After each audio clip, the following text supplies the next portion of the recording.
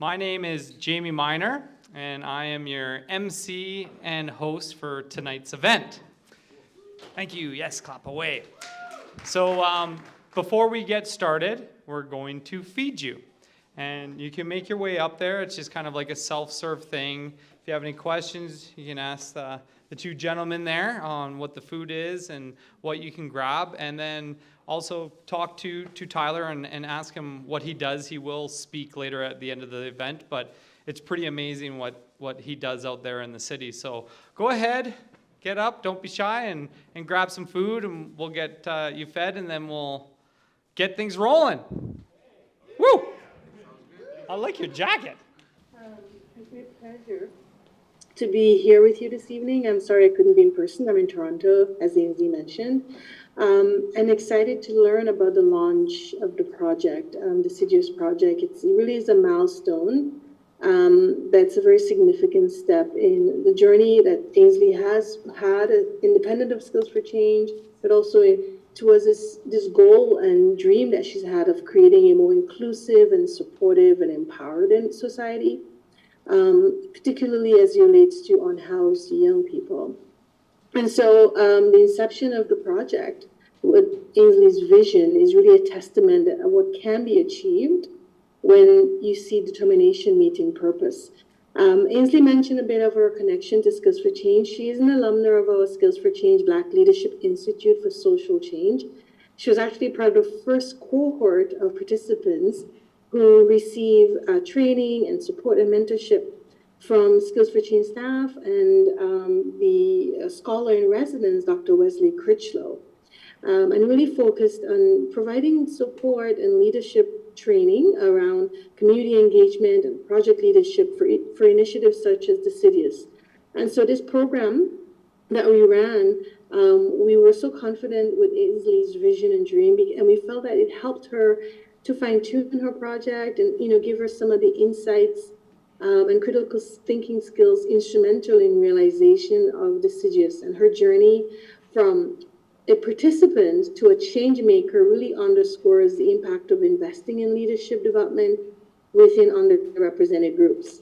So today, I'm so excited to focus on the mission of Deciduous to support unhoused young adults who are transitioning for foster care. And we are really reminded of the urgent need to address homelessness and poverty. And we see this across Canada. I mean, Skills for Change is now delivering services in cities around Canada.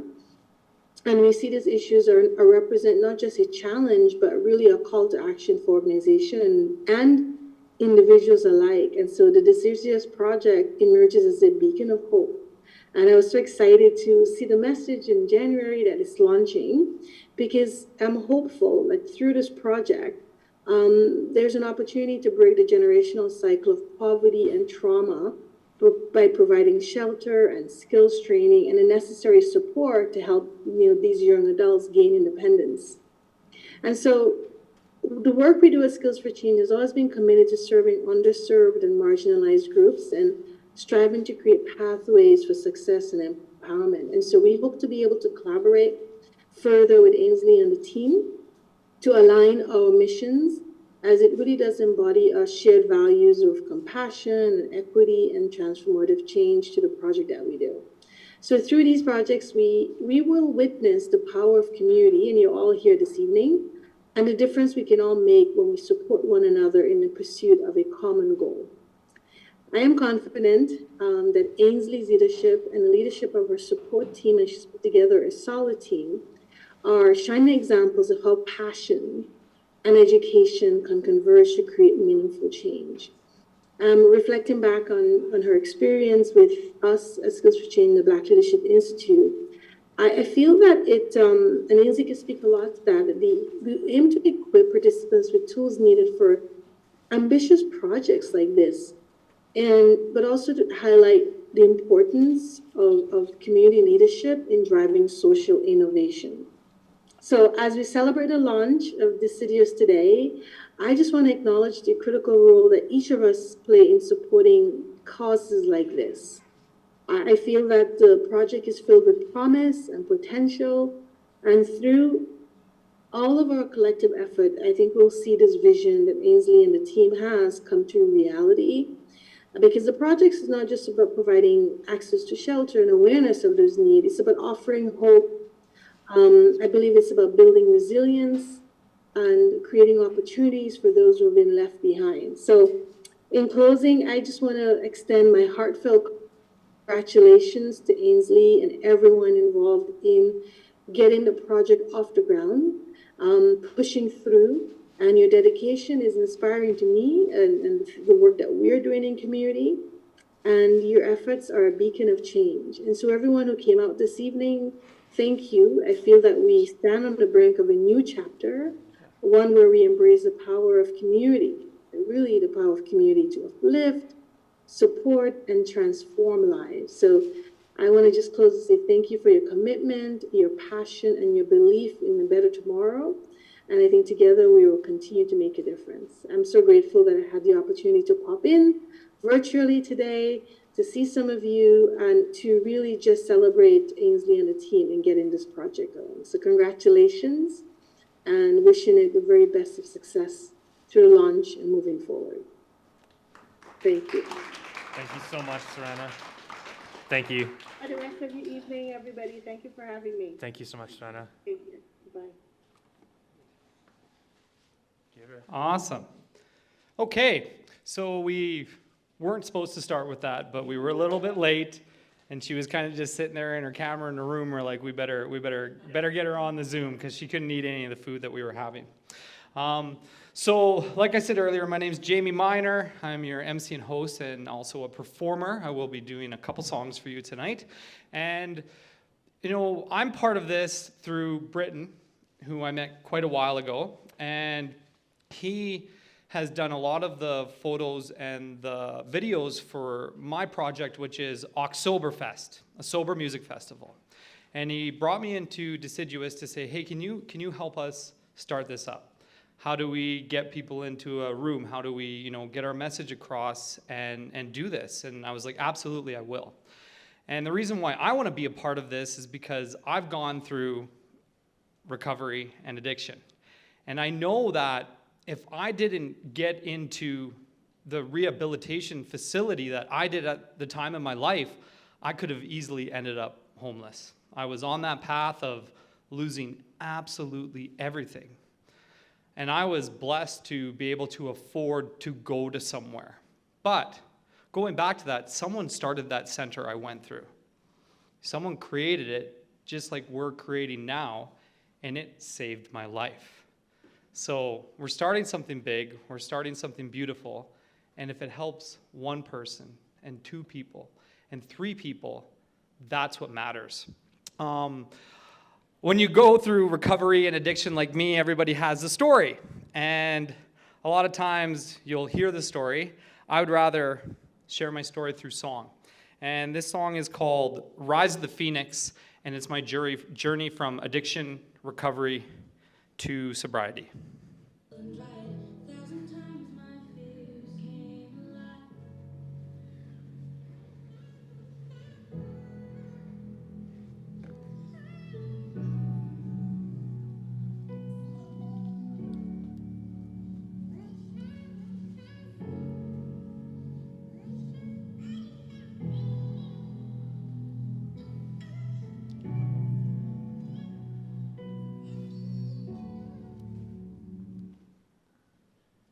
They say pick your poison, I picked mine on the weekends. It was blindly chosen, I'm going off the deep end. Another sip this morning, my liver can't stop screaming, but I can't help but pour it, don't even need a reason. I've lost my sense of purpose, I've lost my sense of self. I've gone into the darkness, turned into somebody else. I'm watched the biggest gamble, played cards to someone else. Oh yes, I really damn, I never fool myself. Last call, 2 a.m. and I'm far from sober. Throw the keys in the ignition, start up the motor. Halfway home, see the cherry lights over my shoulder. I just hit rock bottom, realize it's finally over. 1,000 times I fell trying to fly. 1,000 times I thought I would die. Spread my wings into a fiery sky. Phoenix rising to the light, come alive. 1,000 times I relapsed. 1,000 times I drank again. But 1,000 times I kept trying to stop. Over and over, I didn't give up. But it was far from over, headed straight into the program. A house that's made of courage, scared as shit. When that door slammed, I'm picking up the pen. My hand begins to shake. Write this letter to my mom. Never felt such heartache. I was disconnected from the world. No one hitting up my phone. Damn, I got me some kind of ego. I can do this on my own. Con artist and actor, making everybody believe that things are fine. This web of lies I felt I need to believe, but it was selfish behavior. Let's call a spade a spade. Time to fess up to the hurt and all the pain I made. Lying in these ashes, I sit back and observe, assess my situation, take the time I deserve. 1,000 times my tears fell and dried. 1,000 times my fears came alive. Spread my wings into a fiery sky. Phoenix rising to the fire, taking 1,000 times when I was in rehab, I was like, this is too hard. I can't do it. I want to go home. I'm done. But 1,000 times I said, Jayme, you can make it. You can do this. New skills, new tools, new way of life. Harder work than anything else in my life. I put the time, put the effort, put my heart in this. I guess I really finally knew that I just had to quit. Still deal with the temptation, and times that plenty come. If I don't care for myself, can't care for anyone. This choice was so priceless, best thing I ever done. I'm still here, so I feel like I already won. Living in the moment, staying in the present. Mom and Dad so proud, glad I could give this present. Now I've been reborn, I've been alive, a phoenix reborn. Spread my wings and fly.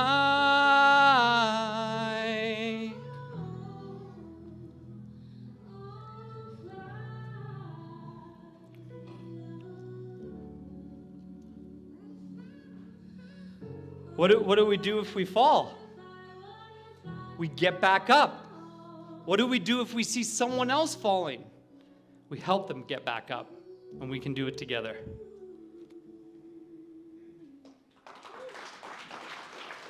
Thank you. Okay, so now we're getting to the next part of the program, and we'll make some introductions and a little bit about Deciduous. So tonight, we are here to launch Deciduous, a new social enterprise to help unhoused young adults transition to independence through sponsorship from faithful donors for programming and government grants for housing. This is more than just meeting their immediate housing needs. This is to help them gain independence for the long term. The project is housed by Deciduous Corporation, which is a real estate property management and community investment federal corporation. Tonight, we're looking for referral partners for participants needing resources for a 3-year in-house program. We're also looking for funding for programming, research, and a housing partner for a beta program before we build out a larger model in the future. In the coming weeks, you'll hear from us as we launch a crowdfunding campaign through University of Calgary, U Crowdfunding. Funds given through the University of Calgary's platform were being set up and can be eligible for a tax receipt. Later on, we're going to have Dr. Ben Atkinson. He will elaborate on Deciduous in the model and have a presentation in a few minutes. But I'd like to introduce the co-founders, Ainsley and Sarah, and Ainsley's mom, Corinne. Come on up.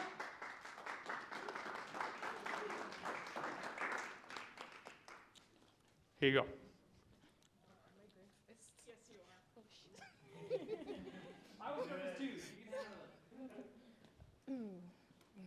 Good evening, everyone. Thank you for being here.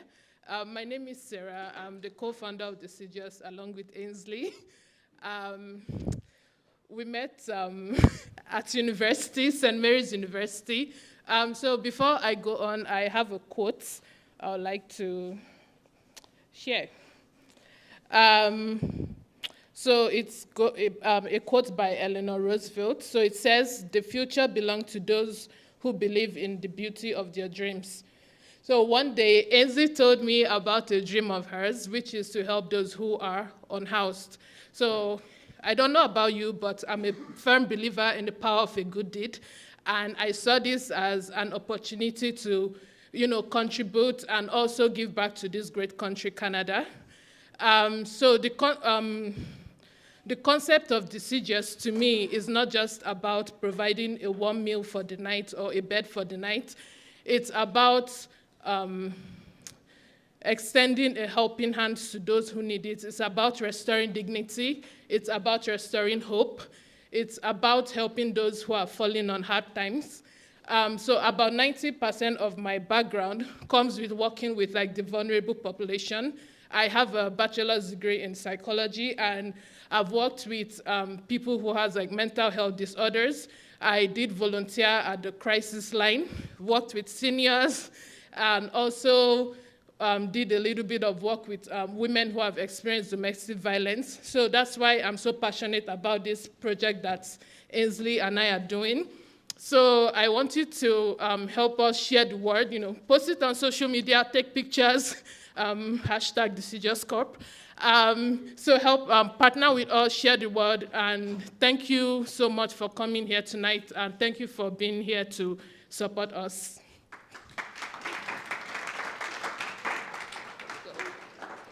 Well, thank you, Sarah. That was a really wonderful speech. So, as Sarah said, my name is Ainsley. Yes, we met at university. I have the same degree that she has, which is in psychology. And realistically, she just took the words right out of my mouth. I don't know how else to say how happy and I'm grateful and excited to see how this project ends up and to take you all in a journey to make sure that everybody is able to help people who are vulnerable and wanting to be able to have their dignity restored and have the ability to continue on and make the choices that is in the best fit of their own life. So I'll tell you a little bit about myself as well. This project started off not only with me, but also my mom as well. So my mom is a domestic violence survivor, and we have been in and out of homelessness for approximately a decade.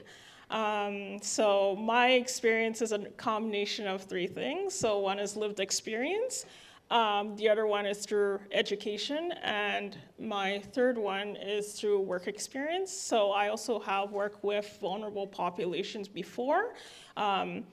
Mine is not as extensive as Sarah's, but mine is primarily with people who have psychological disabilities and children. Currently, right now, I'm working in education. And all of these experiences have accumulated in this project that we see today. So thank you, everyone. So,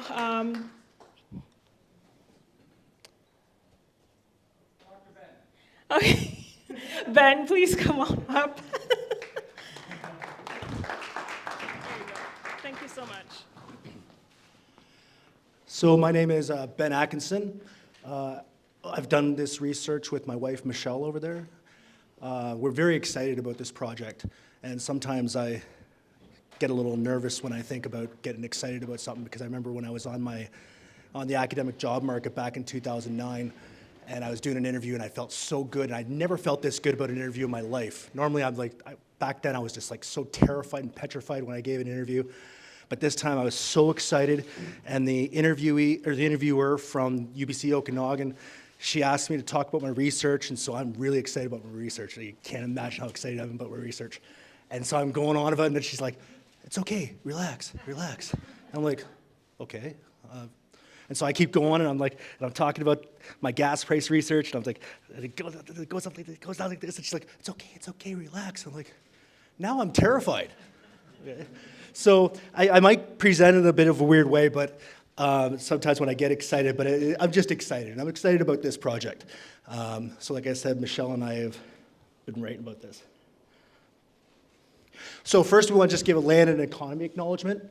So we acknowledge that we live, work, and play on the traditional territories of the Blackfoot Confederacy, the Siksika, the Kainai, the Piikani, the Tsuut'ina, the Eyaksi, Nakota Nations, the Métis, and all people who make their homes in the Treaty 7 region of southern Alberta.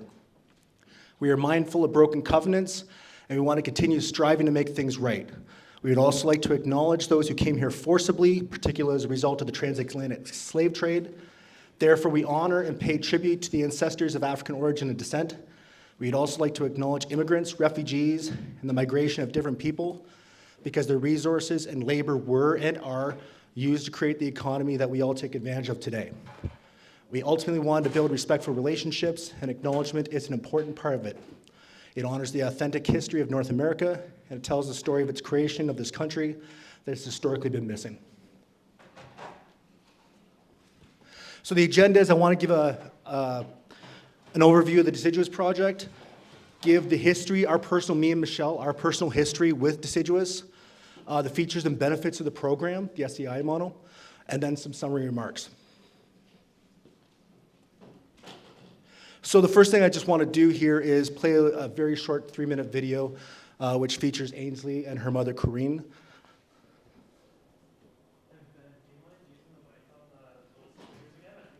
Will do.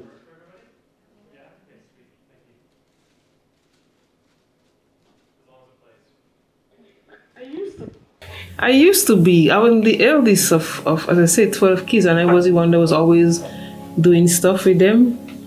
And then I come here and meet somebody who turned my life upside down.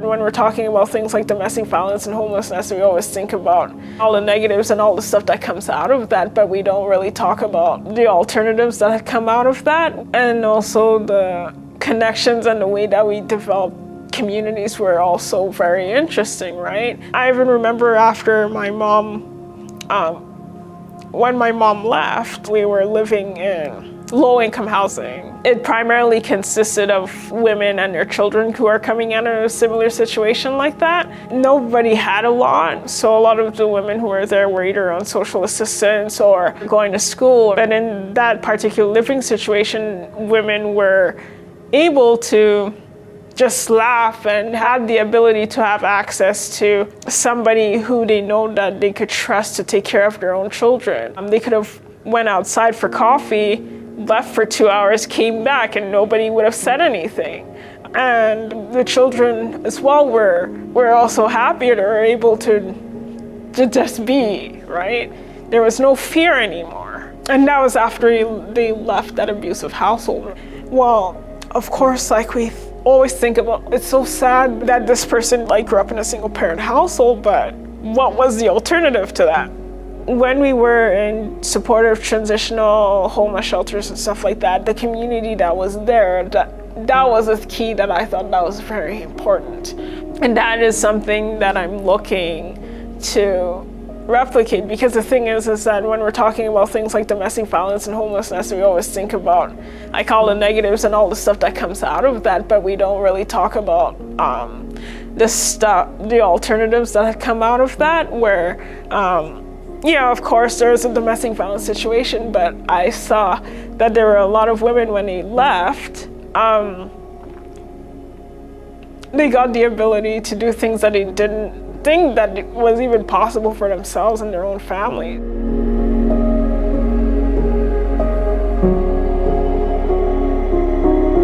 Just to be very clear with what we're talking about, we are designing a holistic learning and homing facility for youth in core housing need between the age of 18 and 34. When I have conversations about how I grew up, yeah, there are a lot of really bad things, but there are a lot of very good things that came out of it. Here, I'd like to view this project as a celebration of life, a new beginning. And that's more of the foundation that I want to set.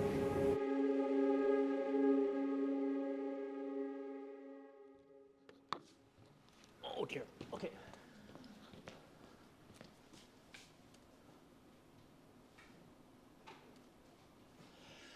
Okay, so the overview. The concept began in February 2017 with Ainsley and Sarah. Registered company on October 10th, 2020. Over the years, we have attracted talent to put the project together.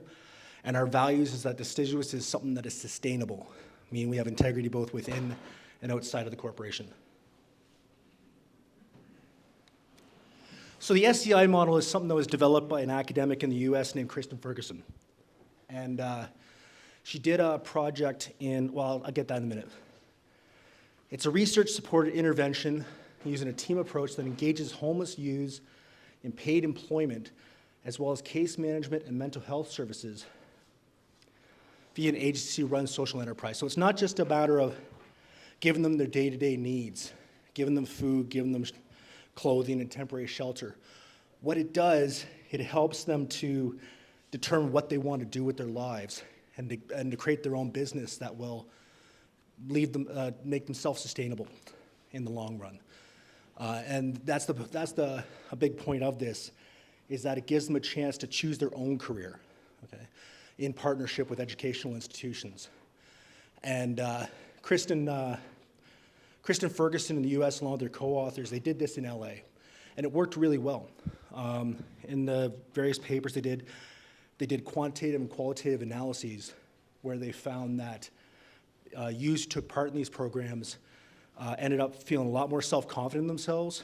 They started getting along with other people. They started to get along with authority more. I remember one case where someone said that he was sitting there drawing on the street like he often does, and a cop he knew came up to him and asked him what he was doing, like not being antagonistic or anything. He was just asking him what's up. And he told him what he was doing. He's like, this is the drawing, this is how I've created my own business. And the cop was like, oh, that's really cool, and like, very, very proud of you. And he was getting along with these people more, and some people, they got along with their families better. They reunited, some reunited with their families. So it worked really well for them on a qualitative and a quantitative level. And so that's what we want to do in Calgary right now. So with vocational and business training tailored to use entrepreneurial skills, as well as clinical and mentoring support. So that's important too. Clinical and mentoring supports. We want to make sure that throughout the entire program, it's a continuous process. Throughout the entire program, they're able to get their physical and mental health care needs and anything else they need to get through this program. Okay? Homeless youth can transfer their survival skills into ones that help them start and maintain businesses. So they don't just have to, because if we just give them what they need right now, just gives them some food right now, but nothing to, it's like teach a man to fish, okay? We're teaching them to fish so that they can maintain, so that they can survive on their own without help from other people.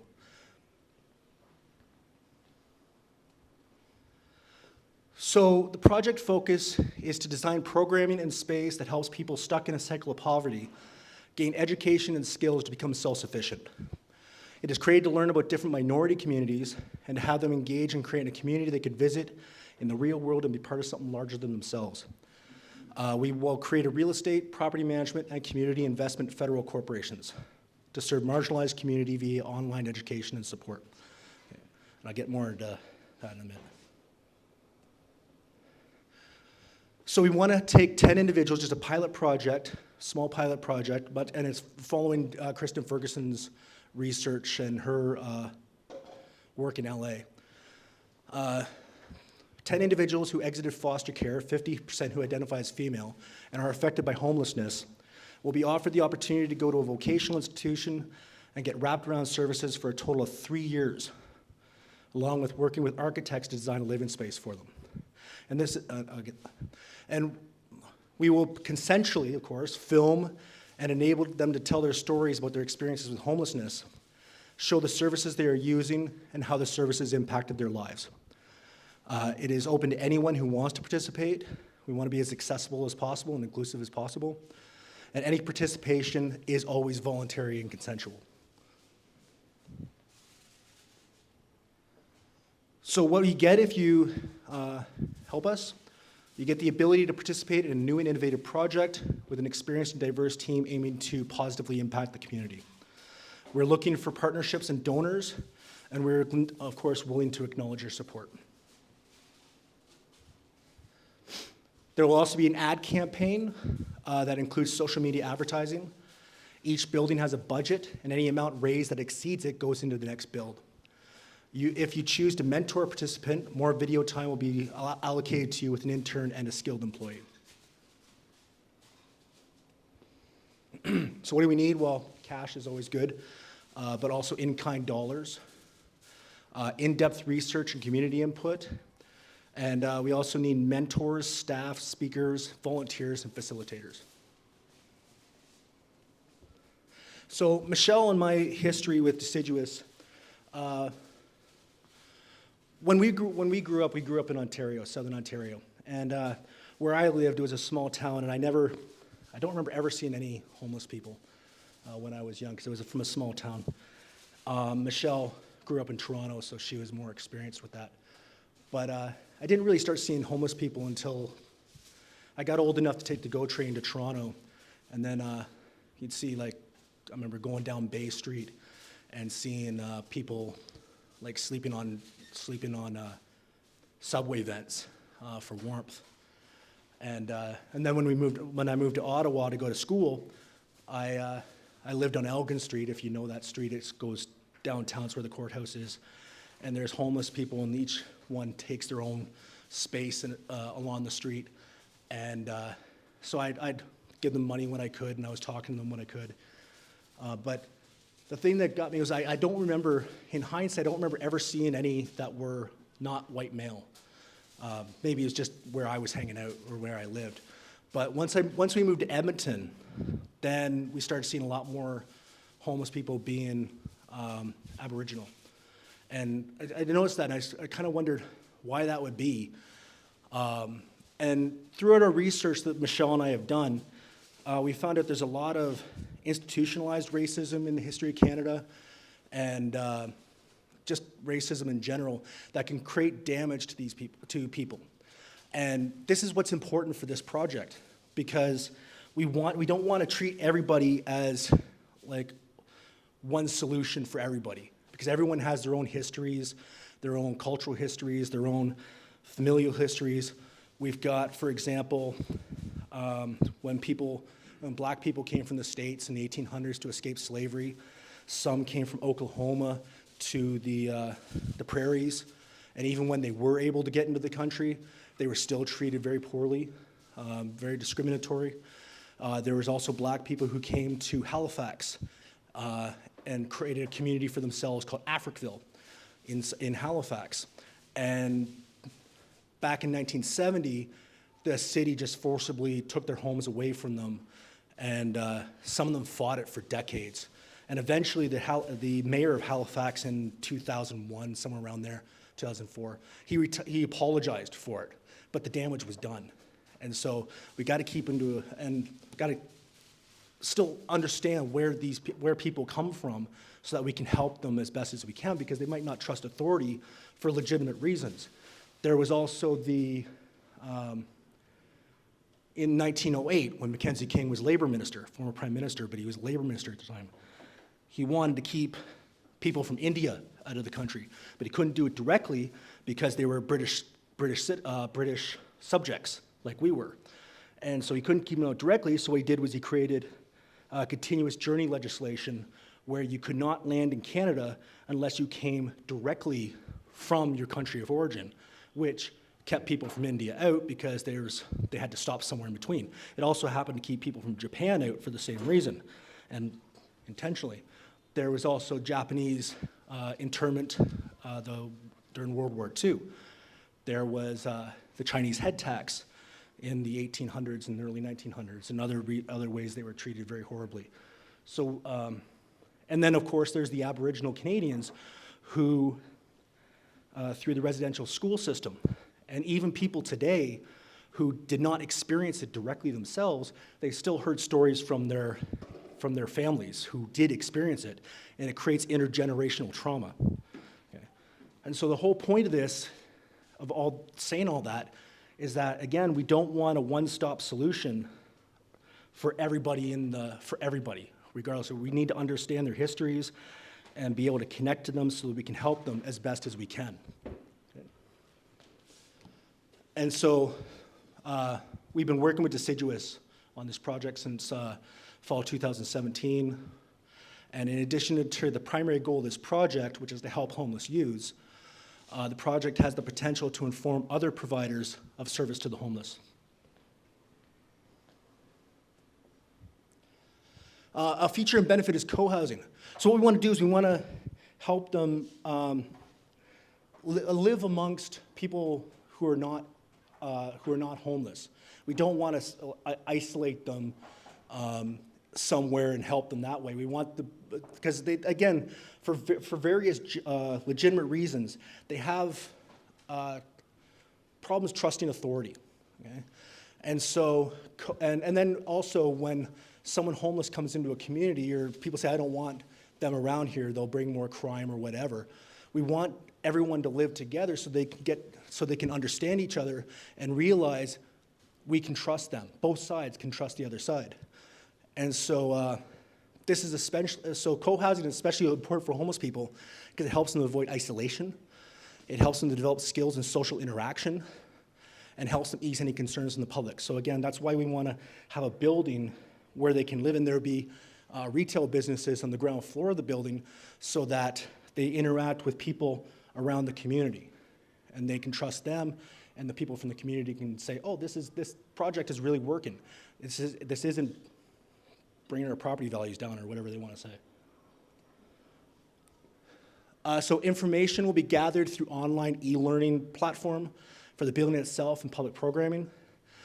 Planned funding is delineated as follows. First, we got research and marketing, we got building and land, and we got utilization of referrals to gather funds and working in partnerships to generate funds for different companies.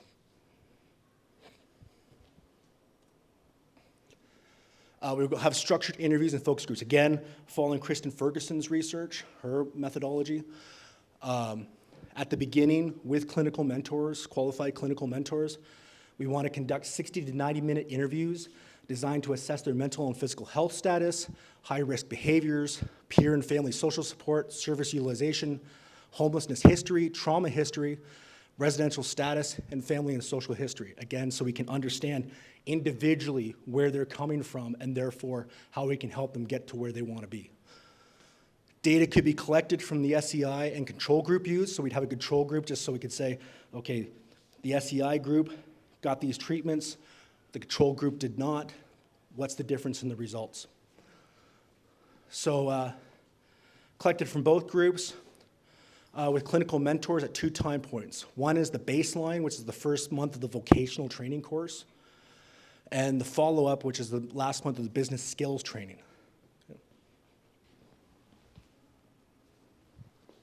After completion of the pilot study, qualitative methods. This is where Michelle comes in most handy because I'm more of a quant guy and she's qualitative. Qualitative methods could be used to explore clients' perceptions of key changes in their lives because of participation in the SEI. And maintain constant feedback loop. Constant feedback loop between everyone involved to enhance the data's credibility by allowing for continuous data processing. So we're not just saying, we'll talk to you here and see you in 3 months and talk to you again. We want to keep constant contact and back and forth communication with our participants. So in summary, this presentation provides an initial research program for a pilot study, the long-term goal being to create fully serviced space and programming to help participants affected by homelessness with guidance, and then for them to be connected to multiple communities throughout the world. Via the mentorship component, in partnership with SIYS and Skills for Change, we want these youths to come back at the end of the program to help other youths who are also in need of such assistance.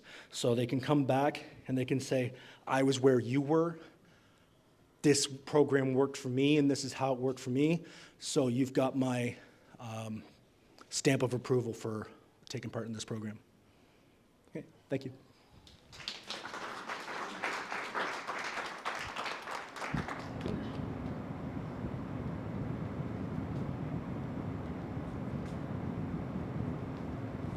Wonderful. Thank you so much, Ben. That was great. And lovely ladies that were up here earlier. You got out of the way. You hungry now? She didn't want to eat before. I don't eat before either. So we're going to do some questions and answers, but before we do that, we're going to kind of invigorate ourselves a little bit, okay? So you're going to have to bear with me. If you want to stand up and move and dance a little bit, I welcome you to. If you don't, you can do it from your chair.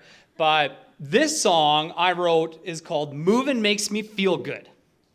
And why I wrote this song is after I got through rehab and I got out into my new sober life, I had to find something that filled a lot of voids because I used a lot of drugs and a lot of alcohol to pump myself up.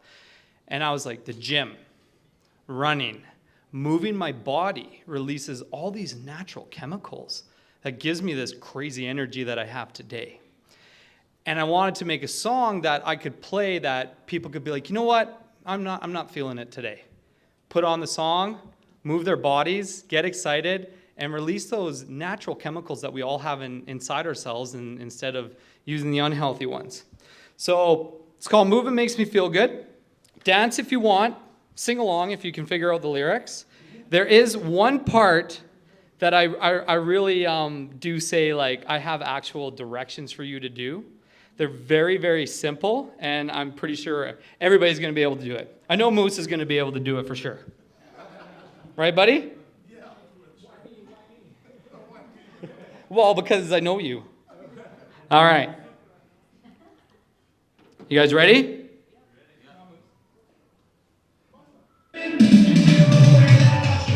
Hoo, ha, hoo, ha. Moving makes me feel so good, it makes me feel the way that we got these moves so fresh to clean, front to back like the MJ lean. Come on, kings and dancing queens, feel that Russian dopamine. Moonwalking out of orbit, running man, you can't control it. Harlem Shake, I own it. Teach me how to Dougie, take me, post it. Let's go! Moving makes me feel so good, it makes me feel the way that I should. Woo! Moving makes me feel so good, it makes me... No matter what age or where you're from, the color of your skin, old or young, we're singing songs in different tongues, living our life, having too much fun. Hit 'em with the left, hit 'em with the right, just a couple of steps and we'll steal the light. Breaking it down in the middle of the night, turning it up, turning it up, turning it up! Moving makes me feel so good, it makes me feel the way that I should. I'm waiting for you. Moving makes me feel so good, it makes me feel the way that... All right, boys and girls, repeat after me. Clap 2 times. Stomp your feet. Spin like a dime and move to the beat. Now clap 3 times. Stomp your feet. Now spin like a dime and move to the beat. Now everybody breathe. Let's go! Moving makes me feel so good, it makes me feel the way that I should. Can you feel that? Moving makes me feel so good, it makes me feel the way that I should. It makes me feel the way I should. It makes me feel the way I should. It makes me feel the way that I should. All right. Now there's the energy. I can feel it. You know, when I make these songs, I try to make them catchy. I try to make them fun because I want them to hit more audiences. But, you know, I'm really happy that you allowed me to share these with you today. And now it's time for any questions that you have, we can answer. Or if you're ready to become a part of this and give us a bunch of money right now, we'll take it. You just got to let us know. I get you all pumped with dopamine. You're like, here's my wallet. All right, so if anybody has any questions, raise your hand and I will give you the mic. And there's still food if you're hungry.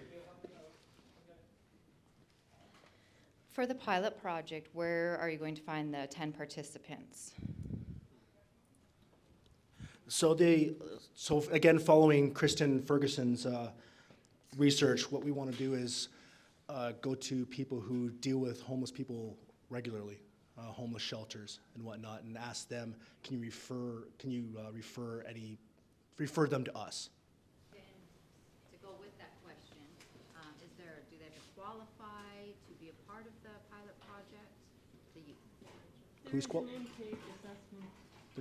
There is an intake assessment.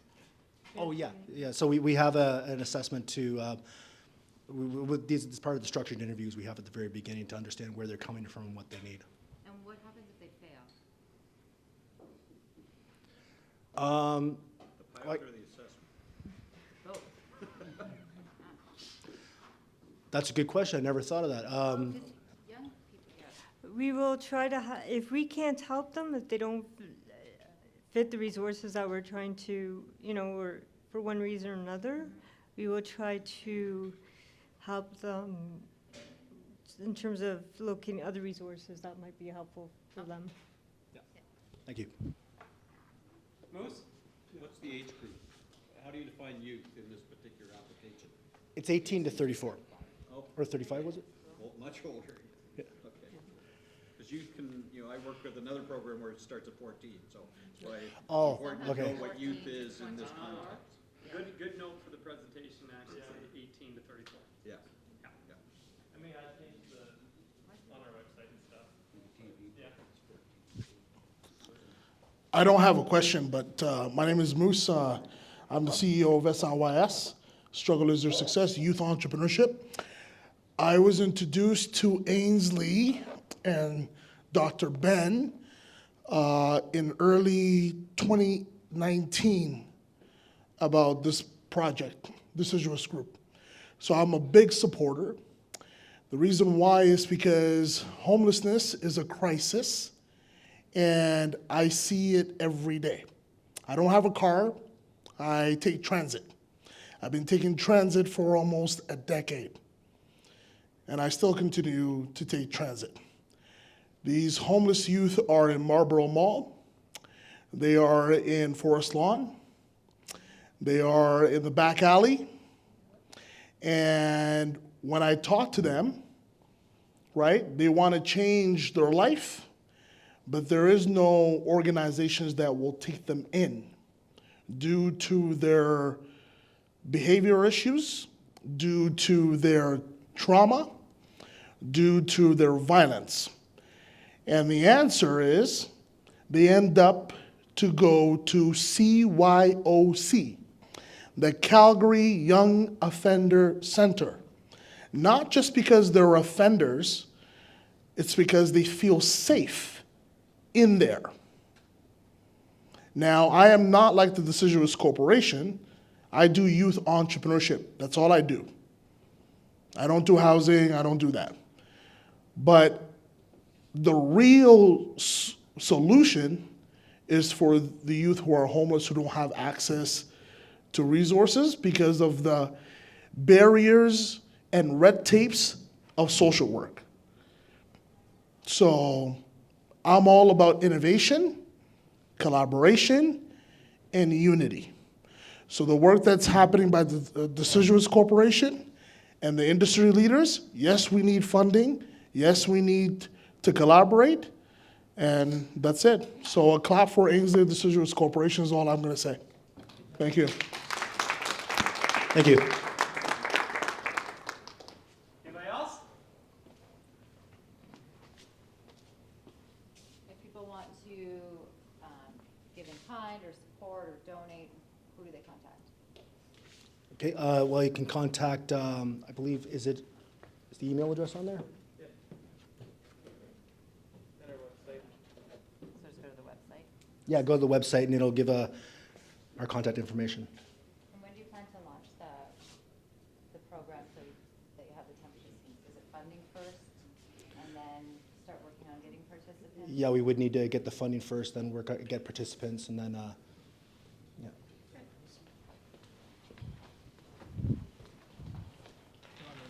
I don't know if I need this. You can all hear me, right? I have a teacher's voice, so. But if that makes it easier for you, does it? Well, then I don't have to work as hard. Thanks everyone for coming over and having some food. It's my treat to be here today. And my question for you is, I heard what your plan is, and to acquire the buildings and to have people move into them. And to have that cross supports between learned behaviors and experience with regular working folks to help complete a picture, a community. And that's good for the long term, because homelessness is where you have to belong. Like, to get rid of homelessness is you have to create community, right? Housing first creates a shell, but it often wears off, like a buzz. And then where do you go if you don't have community, right? So you're back out. So I see that happen a lot, so that's good that you're doing this.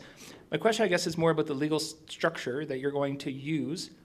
Like, for instance, let's say I have 4 lots in Renfrew that are, valued around $4.5 million, and they're flat. They just have grass on them.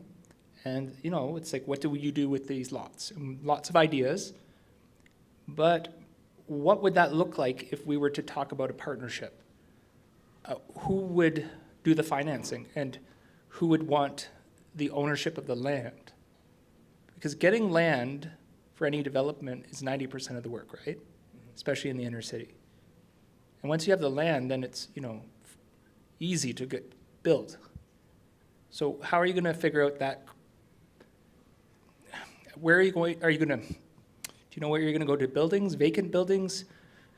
The city has an annex lot that every so often they release buildings that the city owns that they want to give to not-for-profits. And with the Housing First model that's coming up, that might be a really good, have you looked into things like that? Would you like to talk about this? So there's a combination of 2 things that I'm hearing from what you're saying. So one is obviously legal. So we do, in fact, have a lawyer on our team that has looked into that as well. And then when it comes to building and all of that stuff, we have partnered with the University of Calgary to develop concepts and designs and building and do an analysis as to where prospective spaces could, where this project could also go into in the long term. Max is right here. He's the principal architect of Empty Arch. So some of those questions could be answered in a little bit more details because I'm not an architect nor a lawyer. So do you want to say anything, Max? So, can you tell me specifically the question, so how it relates to the development of the project? Where my question would be, if you need to acquire land and build, would you partner with somebody who's a landowner who would invite you to build on the property on a constructive lease, but not release ownership of the land? Interesting. And then the land would continue to be held by the holding company, and you would build your building and have it for 25 years, but the cost of construction and maintenance would be on your organization. I don't think I'm the best person to answer the legal part of it, but I can give you some concepts of it. I think it can be created. It goes back to the legal aspects of it, how the partnership can be created. Again, this is my personal answer, not from the Deciduous. It is possible that an in-kind contribution can be defined as a partnership. So the land is a primary in-kind contribution. And the construction of it come from financing. These 2 partnerships can be created, and long-term arrangements of it is legal, which I'm not an expert on it. So I would answer it conceptually. Yes, it is possible to create it. How it is created, it's a legal structure that has to be created. Does it answer your question? No. Oh, I know the direction you're heading. Okay. I understand the direction you're heading in. We've already been down that avenue.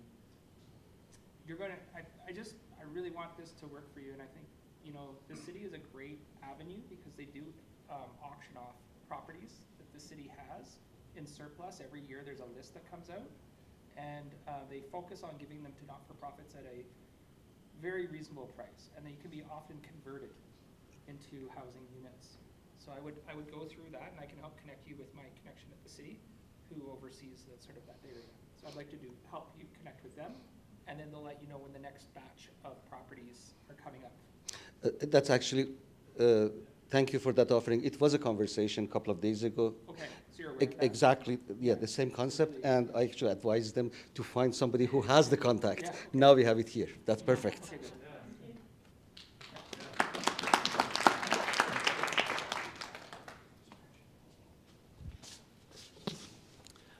For the trial period with the, while you're getting some baseline data on the intervention, do you have a site chosen for those, that trial group?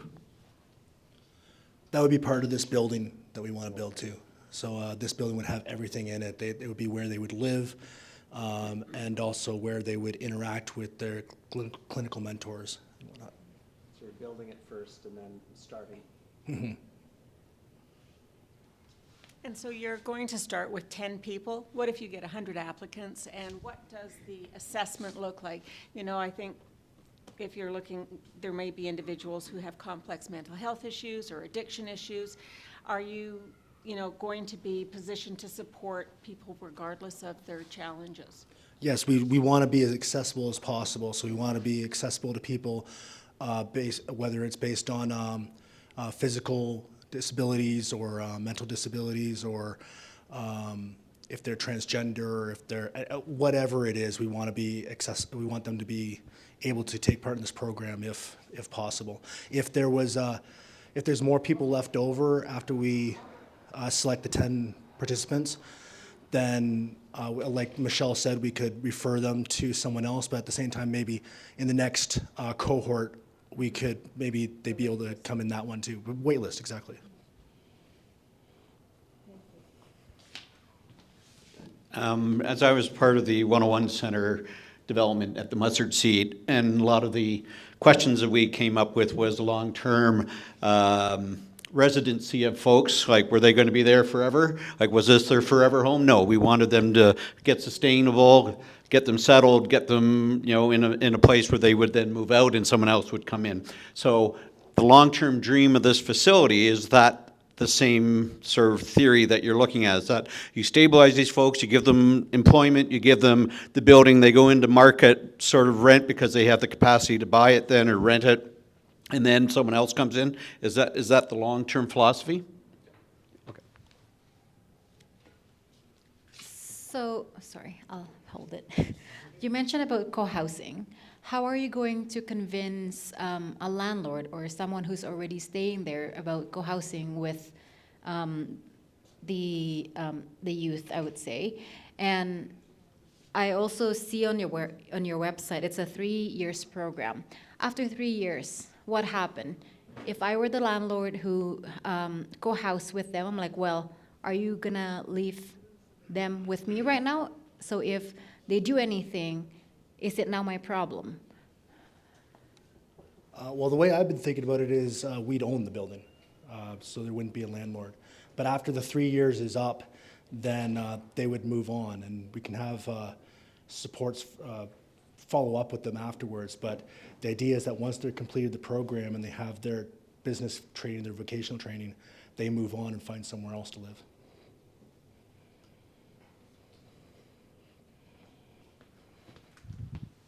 Sorry, I had a question. Sorry, I was out. Where's the location for this building then? Is it downtown? Like, have you guys made a decision on where?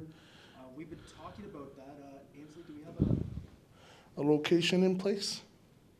So, again, this is going back to the research with the University of Calgary.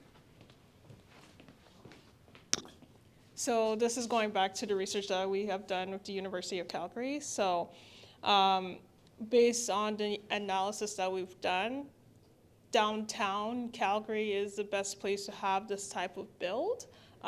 We do have a location in mind.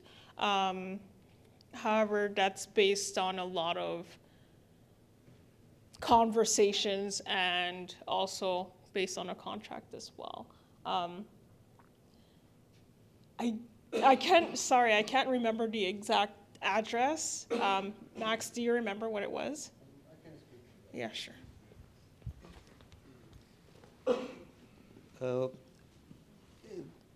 through the work we did with the University of Calgary and some of the students, we developed some concepts. Part of that study was identifying the potential available lands through the city of Calgary. That goes to that conversation as well. So that was shortlisted, and the final most suitable lots which were identified, those are potential. They may or may not be part of the sites that available to for this transaction. The best sites that were identified for this purpose, they were all in downtown. And one of them was identified as a potential site, which the students worked on it, and some concept designs were provided for it. Again, I can give you the location, but it doesn't mean that would be the final location. It needs a lot of conversations to see if that is a value. So with the City of Calgary's affordable initiative, if you are to create this under an affordable housing project, you immediately open up two streams. One is the Alberta government CIP project grant, which can go up to $750,000 specifically for hard costs with retrofitting a building. And it is very competitive to get it. But you have, if you put it all together and you have the architectural drawings laid out and the costing and your 3 bids and do the whole RF process properly and you make this airtight, you've got a really good chance with this, I would say.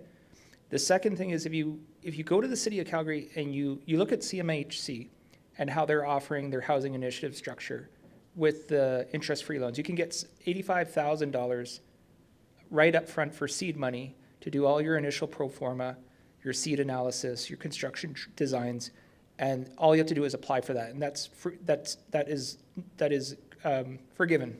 It's a grant. So $85,000 just to put your project plans together to do your cost analysis. And once you figured out what the median rent is for that neighborhood, if you can bring it down for the envelope of the building, the entire rental of the building is 70% of the median rent of that neighborhood, the City of Calgary will come and backstop it with even more.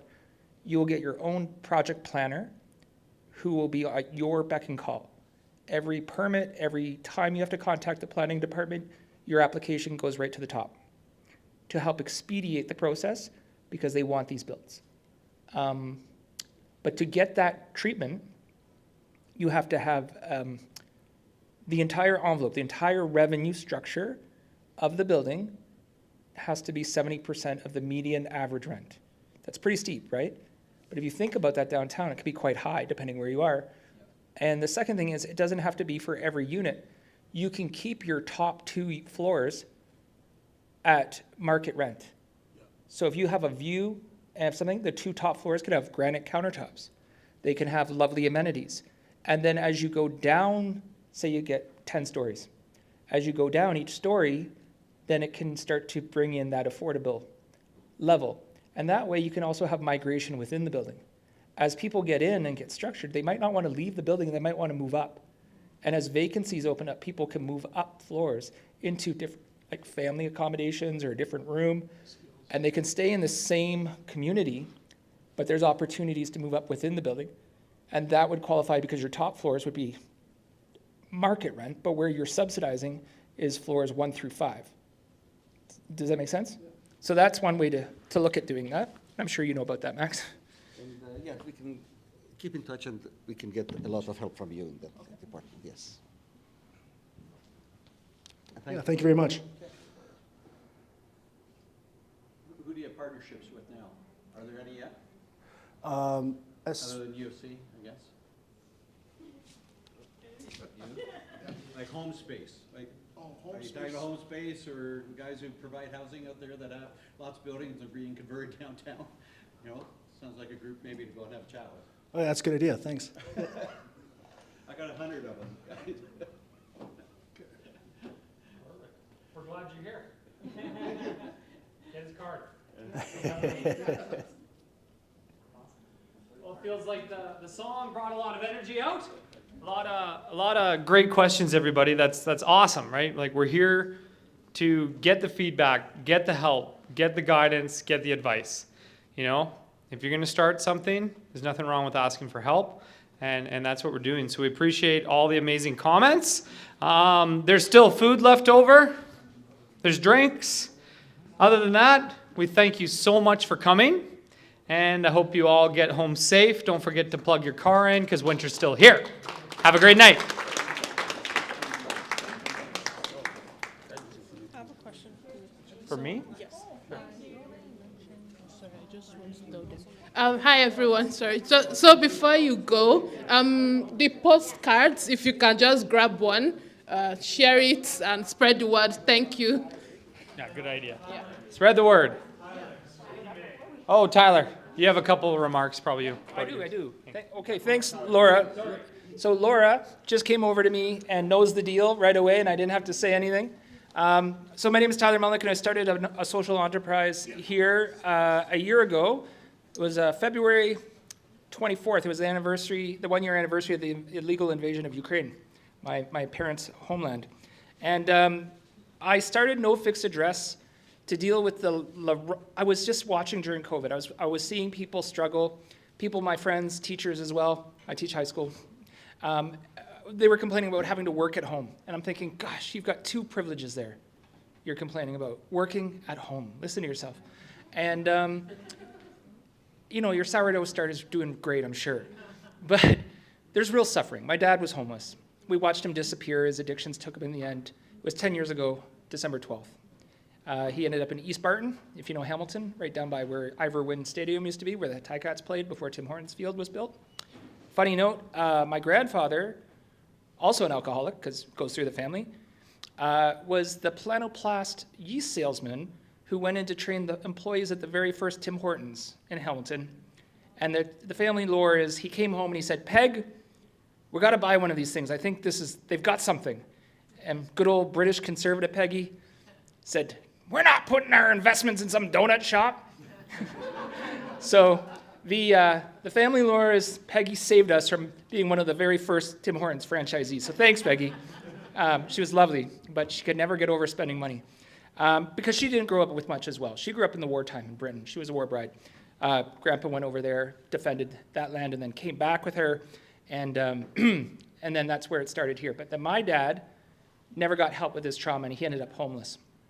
And that's when I decided I wanted to help out. So No Fixed Address is a social enterprise that has Huggables. Huggables are a free meal that anybody can use on the streets. They're represented as these tokens. And when you give $5, whether you scan and go to the website or you come up to me in person, you can feed yourself and you can feed someone else who doesn't have the ability to at that moment with respect and dignity. So consider coming over and chatting with me if you'd like to know more, but it's Huggables, or you can just scan the QR. And I appreciate being here. Thank you very much. It was a wonderful night. Thank you so much, Tyler. I don't have anything else to say. Just grab some more food, mingle some more. Thank you.